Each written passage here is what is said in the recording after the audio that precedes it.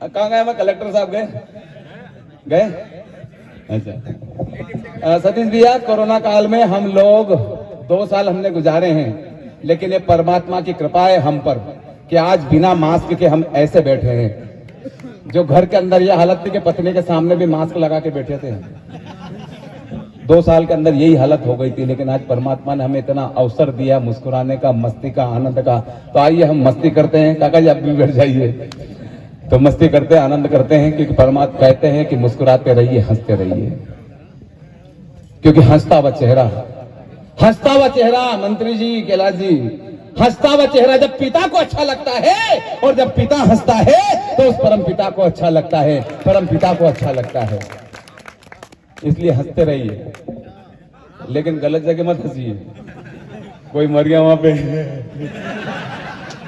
कैसे मर गए वहां नहीं हंसता मंत्री जी। हंसने की भी एक टाइमिंग होती है आदरणीय भाई साहब वहां बैठे हमारे। हंसने का एक टाइमिंग होता है। आप हंसते रहिए, मुस्कुराते रहिए, हैं? कोई टेंशन वाली बात नहीं है। मैं आपके बीच बहुत दिनों बाद आया हूं और योग नहीं लगा, आज परमात्मा ने योग लगाया यात्रा देखने का, तो मेरी आपसे अपेक्षा बढ़ जाती है। हमारे काका जी यहाँ पर बीड़ी जला के बैठे हैं, बहुत बढ़िया। मस्ती होनी चाहिए, आनंद होनी चाहिए जिंदगी में। मैं आपसे बस इतना निवेदन करता हूं कि कुछ नया ढंग हो। साउंड बढ़िया है आपका, उंगली मत करो, साउंड बढ़िया है। कुछ नया ढंग हो, कुछ नई बात हो, जो हुआ ना कभी आज की रात हो। और जितने लोग पीछे खड़े, मैं आपसे निवेदन करता हूं कि आपकी तालियों की गड़गड़ाहट भी मेरे कानों तक पहुंचे कि जो हुआ ना कभी आज की रात हो। पाँव मेरे नहीं है तो क्या हो गया, दौड़ जाऊंगा अगर आपका साथ हो, दौड़ जाऊंगा अगर आपका साथ हो। तनाव में भी आनंद ढूंढने की कला हर आदमी के अंदर परमात्मा ने दी है, लेकिन हम तनाव के अंदर तनाव और ढूंढते जाते हैं, इस कारण और ज्यादा तनाव हो जाते हैं। मस्ती लीजिए, आनंद। मेरी पत्नी की स्थिति क्या बताएं सतीश भैया आपको, तनाव में आनंद ढूंढ लेती है वो। पड़ोस की महिला है, काका जी, उसको चिढ़ाती रहती, तेरा पति लंगड़ा के चलता है, तेरा पति लंगड़ा के चलता है। मेरी पत्नी का जवाब अगर आनंद की हिलोर देता, संवेद भरा लगे, तो एक हाथ भी खामोश मत रखना। पड़ोस की महिला मेरी पत्नी से कहती रहती, तेरा पति लंगड़ा के चलता है। मेरी पत्नी ने कहा कि सुनो रे, ये कोई लंगड़ा वंगड़ा के नहीं चलता है, मेरे प्यार में लेरा के चलता है। तनाव में भी आनंद, हंसो मत। वो बेचारी क्या करे, उसने मुझे पाने के लिए 16 सोमवार के व्रत किए, भगवान से प्रार्थना की कि भगवान अच्छा सा वर दे देना, 1.25 रुपए का प्रसाद चढ़ाऊंगी, 1.25 रुपए का प्रसाद चढ़ाऊंगी। अब जैसे ही घोड़ी लेकर उसके दरवाजे पे मैं गया, तो उसने मुझे देखा और भगवान से कहा, भगवान ऐसा? भगवान बोले, बेटा 1.25 रुपए में ऐसा ही मिलता है। तो तनाव लेने की कोई आवश्यकता नहीं, हम छोटी छोटी बातों का तनाव ले लेते। साउंड बढ़िया आपका, लेकिन इतना अच्छा साउंड होने के बाद भी सतीश भैया, एक बेवकूफ कहता है कि मेरी, बताया ना जैसा कि एक बेवकूफ कहता है कि मेरी गर्दन पे छुरी रख दो, मैं भारत माता की जय नहीं बोलूंगा। बोलनी पड़ेगी सन्नाटा जी, और इसलिए बोलनी पड़ेगी कि साउंड बढ़िया है। और जब साउंड बढ़िया हो जाता है आदरणीय भाई साहब, तो सारी व्यवस्था अच्छी हो जाती। राहुल भाई, ये साउंड बढ़िया होने के कारण है कि कवि सम्मेलन बहुत शानदार हुआ। हाँ, और आपने बहुत अच्छी कविता पढ़ी, आपने तिरपाल पे कविता पढ़ी, जो राम जन्मभूमि के, जो राम जी को बचा के रखा था। लेकिन वास्तव में मधुर भैया, वो कहता है कि मेरे गर्दन पे छुरी रख दो, मैं भारत माता की जय नहीं बोलूंगा। मधु भैया, बोलनी पड़ेगी। और क्यों बोलनी पड़ेगी मालूम आपको? साउंड बढ़िया है। सतीश भैया, साउंड का खेल होता है, आपने देखा होगा। अमीर भैया, पुराने जमाने में टैप रिकॉर्डर चलती थी, उसमें कैसेट लगती थी, और वो कैसेट कहीं उलझ जाती तो गाना बिगड़ जाता था। गणेश उत्सव नवरात्रि में हमारे गांव में इतने छोरे जोर से माइक बजाते कि 2-4 बुजुर्ग डोकरे नहीं पड़ जाते। मजाक उड़े, आपके यहाँ भी बजा होगा वो कैसेट पुरानी। हाँ, अमीर बाग है, लगा दी कैसेट। मूर्ति गणेश की, अंदर दौलत देश की, लोगों देखो ध्यान से, पूछो इस बेईमान से क्या। वो कैसी ऐसी उलझ जाती है तो निपट गया दादाजी। तो साउंड का खेल होता है, और साउंड वाकई बढ़िया आपका। साउंड जब बढ़िया हो जाता था अच्छे अच्छे को भारत माता की जय बोलनी पड़ेगी। आपने देखा होगा पुराने जमाने में ग्रामोफोन चलता था, उसमें एक चूड़ी लगती थी, तुम मुंडी मत हिलाओ। वो ग्रामोफोन चलता था, उसमें चूड़ी लगती, और चूड़ी अटक जाती तो गाना वहीं आ जाता था। साजन मेरा उस पार है, साजन मेरा, साजन मेरा, साजन मेरा, साजन सुबह तक उस पार नहीं जाता, वहीं अटका रहता। सतीश जी हमारे यहाँ तो दो महिलाएं गाना गा रही कि साजन मेरा उस पार है, तो दूसरी बोलेंगे मेरा तो आर पार है।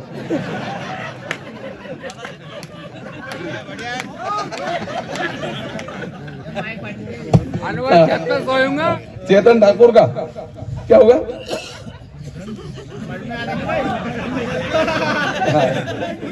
चेतन ठाकुर जी, तो वो पुराने जमाने में टेप रिकॉर्डर चलती थी, उसमें कैसेट अटक जाते तो गाना वहीं आ जाता था। एक गाना ऐसी जगह अटका हुआ, हमारे हबीब भाई का बैंड था पहले। मधुर भैया सच्ची घटना है ये।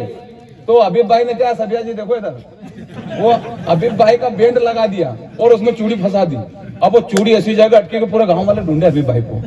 फिर हबीब को देखा क्या, हबीब को देखा क्या, मजाक थोड़ी, चूड़ी ऐसी जगह अटकी। पंकज उदास की गजल, चिट्ठी आई है, चिट्ठी आई है, डोली में जब बैठी बहना, रास्ता देख रहे थे नैना, मैं तो बाप हूँ मेरा क्या है, तेरी माँ का, तेरी माँ का। सारे लोग ताली बजाने तो रात भर चूड़ी हेट गिराएंगे।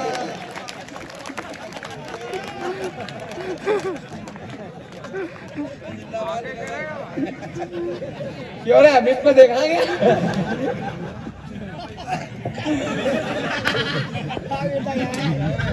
तेरी माँ का हाल बुरा है काका जी, और हाल इसलिए बुरा है कि वो कहता है कि मेरी गर्दन पे छुरी रख दो, मैं भारत माता की जय नहीं बोलूंगा।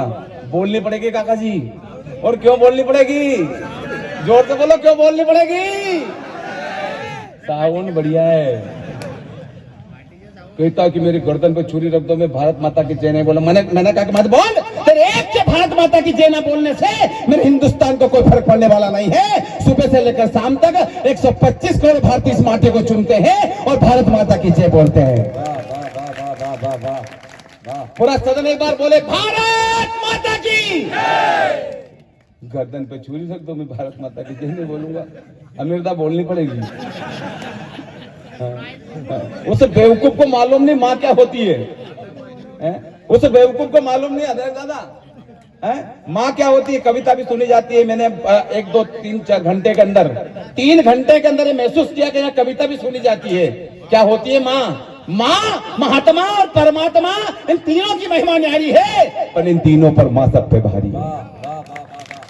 बाबूजी, बिना माँ के महात्मा नहीं होता। कहाँ जा रहे हैं हम? नहीं, कहीं नहीं जाएंगे आप। वो कहता है गर्दन पे छुरी रख दो और आप जा रहे हो। नहीं नहीं, आप बैठो वहां पे। हाँ, जूते पहन लो मनीष साहब, कोई दिक्कत नहीं है, लेकिन जूता पहन के बैठो। कहाँ जा रहे हैं? हाँ बिल्कुल, आइए। उसको मालूम नहीं माँ क्या होती है। मंत्री जी, माँ ममता है, पिता प्यार है। कविता भी सुनना मेरे दोस्तों। माँ ममता है, पिता प्यार है। माँ बाप के चरणों में ही जब सारा संसार है, तो फिर क्यों भूल गए मेरे दोस्त, जिस माँ ने तुझे बड़ा किया, पैरों पर अपने खड़ा किया, उंगली पकड़ तुझे चलना सिखाया, कठिन डगर पर तुझे संभलना सिखाया, और तू आज रिश्तों की सारी हदें तोड़ाया। तेरी सिसकी पर रात भर जगी तेरे पगले, उसी माँ को तू आज वृद्धाश्रम में छोड़ाया, उसी माँ को तू आज वृद्धाश्रम में छोड़ाया। उस माँ की जय बोलने में कतराते हैं। माँ का दर्जा सतीश भैया केवल इस माटी को मिला है। आज तक आपने सुना चाइना अम्मी, पाकिस्तान मम्मी, उल्लू अम्मा? माँ का दर्जा केवल इस माटी को मिला है। अरे हम उस देश के वासी हैं मधु भैया, हाँ बिल्कुल, हम उस देश के वासी हैं जहाँ आज भी आदिवासी हैं। हंसने वाली बात नहीं है। आदिवासी लोगों ने अपने संस्कारों को नहीं छोड़ा, आदिवासी लोगों ने अपनी संस्कृति को नहीं छोड़ा, आदिवासी लोगों ने कभी अपने माँ बाप को अनाथ आश्रम में नहीं छोड़ा। हम पढ़ लिखे कर पढ़ लिख कर मॉडल हो जाते हैं, तो घर में बूढ़े माँ बाप हमें अच्छे नहीं लगते हैं। और हम उस देश के वासी जानते, माँ बाप को कंधे पर बिठाकर सरवर ने चारों धाम करवाया था। 14 साल वन में भटके थे श्री राम जी और पिता का वचन निभाया था। जरा सोचो मेरे दोस्तों, उस माँ ने पहली बार जब तुम्हें गोद में लिया होगा, पहला चुंबन जब तुम्हारे गालों पर किया होगा, तो कितने ख्वाब बुने होंगे, कितने सपने चुने होंगे। तू सारे ख्वाबों को एक पल में तोड़ आया। तेरी सिसकी पर रात भर जगी तेरे पगले, उसी माँ को तू आज वृद्धाश्रम में छोड़ाया, उसी माँ को तू आज वृद्धाश्रम में छोड़ाया। सुनना छोटू, कहते हैं कि माँ की दुआ कभी खाली नहीं जाती। ये 2 पंक्ति जिंदगी में याद रखना। कहते हैं कि माँ की दुआ कभी खाली नहीं जाती, तो बद्दुआ भी माँ की कभी टाली नहीं जाती। माँ की दुआ कभी खाली नहीं जाती, तो बद्दुआ भी माँ की कभी टाली नहीं जाती। अरे बर्तन मांज कर भी एक माँ 3-4 बेटों को पाल लेती है। तुम 3-4 बेटों से मिलकर भी एक माँ पाली नहीं जाती, एक माँ पाली नहीं जाती। गर्दन पे छुरी रख दो, मैं भारत माता की जय नहीं बोलूंगा। कैलाश जी बोलनी पड़ेगी। और क्यों बोलनी पड़ेगी? साउंड बढ़िया है। हम तक जाके भजन गाने के लिए चले गए। हमने भजन गाया, मैया मोरी मैं नहीं माखन खायो। गांव वाला के समझ में नहीं आया। हमने राग रागने में सुनायो, भोर भयो। अब जैसे मैंने भोर भयो करियो, एक डोकरी माँ देख कर रोने लगी। माँ साहब को समझ आ रही हो, भोर भयो। रात पर रोगी, भोर भयो करते डोकरी माँ को रोते रोते। सुबह उठकर डोकरी माँ को प्रणाम करी। मैंने दादी माँ पूरा गाँव में आप अकेले ऐसी महिला हो जो हमारा भजन के समझी, वरना गाँव वाला तो हमारा भजन के कुछ भी नहीं समझा। तो डोकरी माँ करने के लाना, भजन तो ठीक है, भजन तो ठीक है, पर यहाँ की यही बीमारी हमारा बकरा के थी। रात भर करिया सवेरे मरी गए। ये कंफ्यूजन हो जाता है मैन भाई। साउंड वाकई बढ़िया आपका, और साउंड बढ़िया होने का कारण मालूम क्या है? माफ करना, मैं किसी पार्टी का अधिवक्ता नहीं हूँ, किसी पार्टी का प्रचारक नहीं, लेकिन जैसा दिखता है वैसा मैं लिखता हूँ। आपने कहा था ना आपका उपवास चल रहे हैं, आपके भी उपवास चल रहे हैं, तो आओ एक धमाल करें। अगर उपवास चले तो जाओ एक धमाल करो।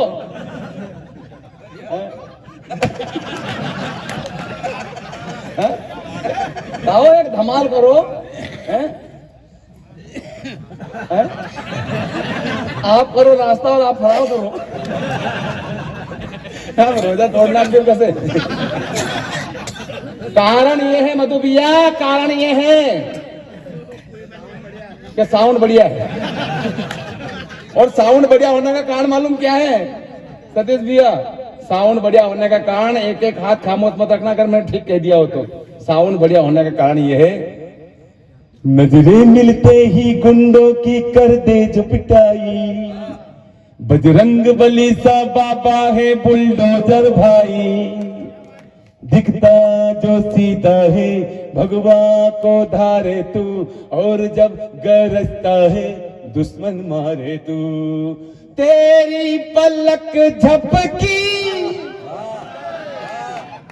तेरी पलक झपकी, श्री योगी गुंडों की गाड़ी टपकी।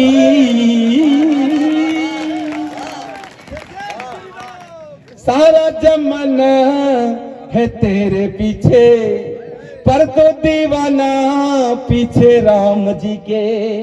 सर ये झुकने न पाए दुनिया के आगे, तेरा बुलडोजर देखे दुश्मन सब भागे। ना तमन्ना हीरा पन्ना, ना ही तुझको सीएम बनना, एक तमन्ना है बस तेरी मंदिर बन जाए है। फिर भी तेरी पलक झपकी, श्री योगी गुंडों की गाड़ी टपकी। ताली बजाओ वरना डांस करके दिखाऊंगा।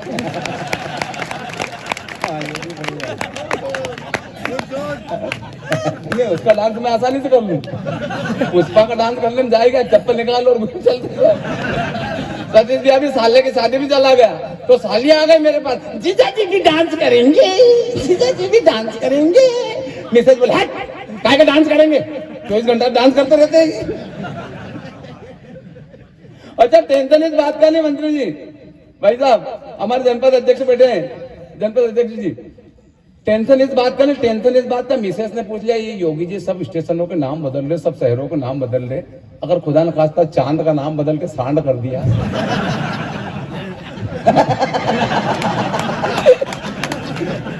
अब चांद का नाम बदल के सांड कर दिया तो फिर क्या होगा? मैंने कुछ नहीं होगा, फिल्मों के गाने ऐसे होंगे कैसे, धीरे धीरे चल सांड गगन में, गाने होंगे वे अभी भैया, चोदनी का सांड हो तुम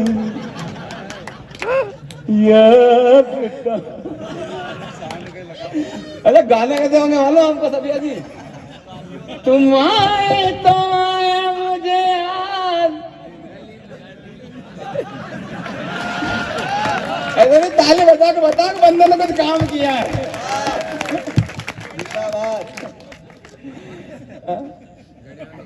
साउंड वाकई बढ़िया, और साउंड जब बढ़िया हो जाता है और कहता है कि गर्दन पे छुरी रख दो, साउंड का खेल होता है। सतीश जी हम तो भजन गाने के, मेरे को शौक है, रियाज करता हूँ मैं गाने बजाने का।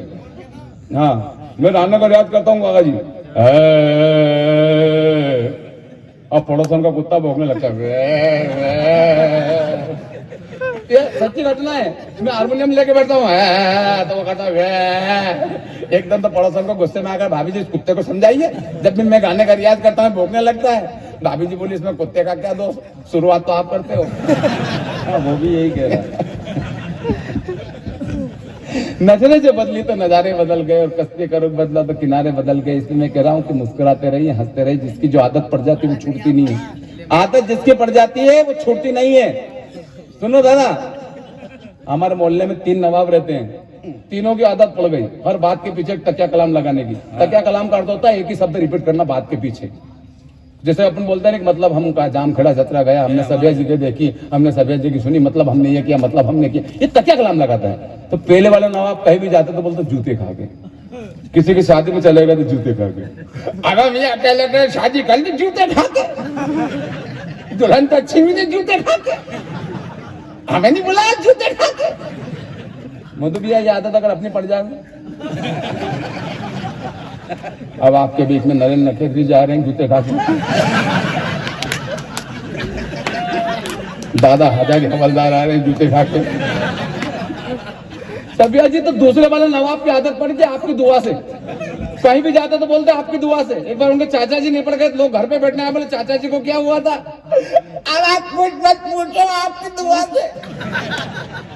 चाचा जी महीने भर से बीमार रहे आपकी दुआ से, डॉक्टर का खूब इलाज चला आपकी दुआ से, लेकिन चाचा जी फिर भी निपट गए आपकी दुआ से।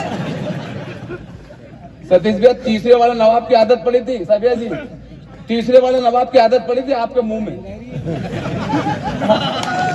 कहीं भी जाते तो बोलते आपके मुंह में। चुनाव बाद सरपंच साहब को पकड़ लिया, बोले क्या बात है सरपंच साहब आपके मुंह में?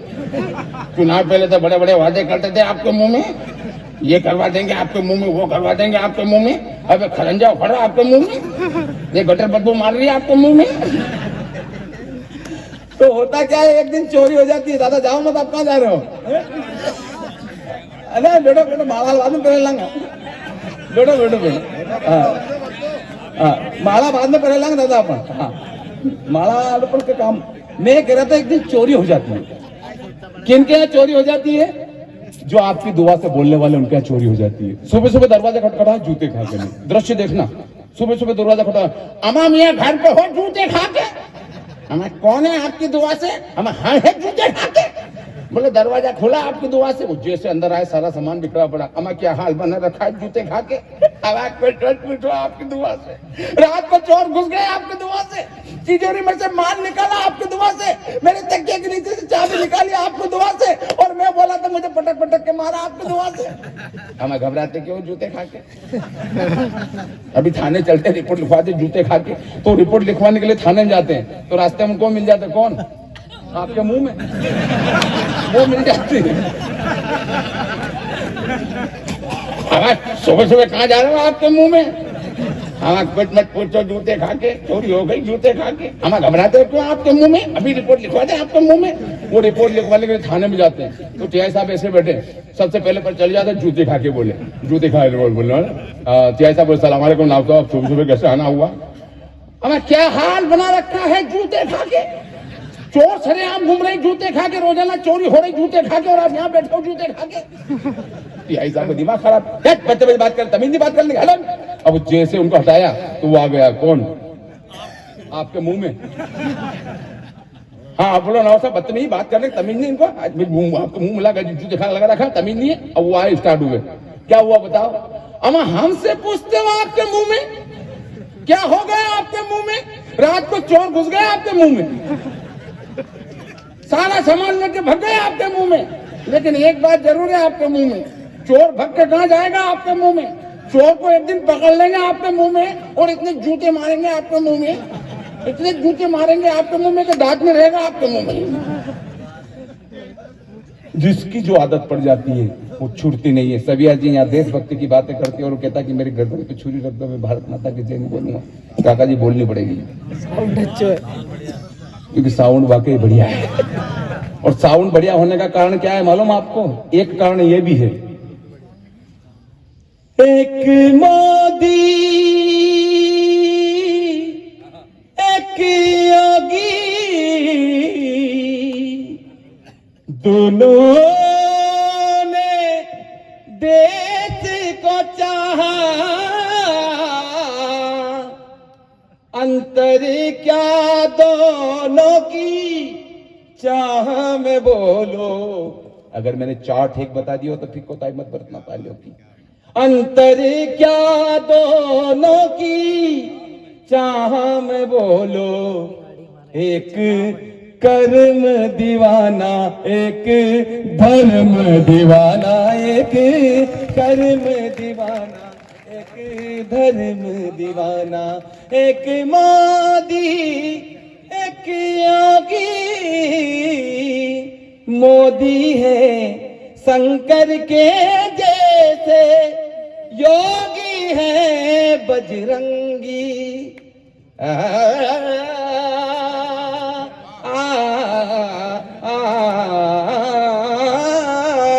मोदी है शंकर के जैसे, योगी है बजरंगी। एक समाधि के दार लगाए, एक है गोरख दंडी, एक पर्वत एक सागर, दोनों ही नटवर नागर। अंतर क्या दोनों के काम में बोलो, काम में बोलो। एक थाली बजाए एक लठ को बजाए, एक थाली बजाए एक लठ को बजाए। मास्टर जी से पूछ लिया बच्चे ने, मास्टर साहब आज छुट्टी दे दो। बोले छुट्टी दे दो, तो बोले है छुट्टी काहे की छुट्टी? बोले तुम्हारे पिताजी क्या करते हैं? बोले कुछ नहीं, योगी का बुलडोजर चलाते हैं। फिर जा बेटा,